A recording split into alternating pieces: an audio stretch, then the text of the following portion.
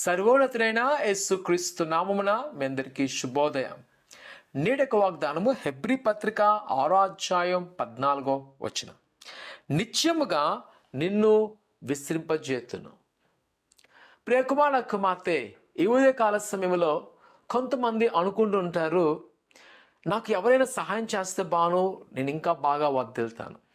నాకు ఎవరైనా ధనమిస్తే బాగును, నేను ఇంకా బాగుపడతాను. లేకపోతే నేను ఒక మంచి కాలేజీలో ఉంటే బాగును, నేను ఇంకా దీవెనకరంగా ఉంటాను అనుకుంటామేమో. కానీ ఇక్కడ వాక్యం తెలియజేస్తుంది, ఆయన గొప్పగా విస్తరింపచేయను.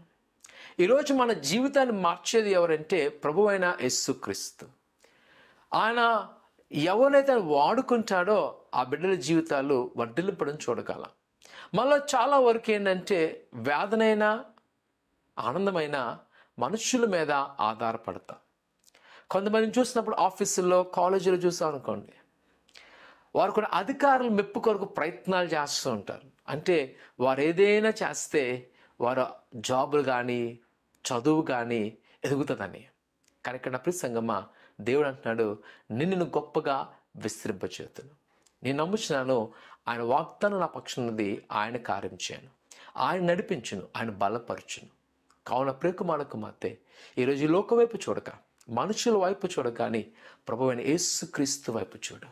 ఆయన నీ జీవితాన్ని మార్చేయబోతున్నాడు. ఆయన ప్రతి పరిస్థితిలో మార్చేయబోతున్నాడు.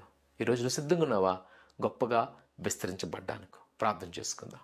పరిశుద్ధుడా దేవా, నీ కొందాలు నీ బిడ్డలైన వారు మీ జ్ఞాపకం చేసుకొని నీ దీవెనాన్ని ఆశ నింపండి. ఇదిగో ప్రభా, మనుషులను ఆశ్రయించండి కంటే యెహోవాను ఆశ్రయించి మేలన్న ప్రభా, ఇదిగో నేను ఆశ్రయిస్తుండగా మమ్మల్ని దర్శించండి, బలపరచండి, నీ కృపాక్షేమలతో నింపి ఇదిగో ఎవరిని ఎలాగ విస్తరించాలో ప్రభా, మీరే ఆ కార్యాలు చేసి నడిపించమని యేసు నామమున తండ్రి, ఆమేన్.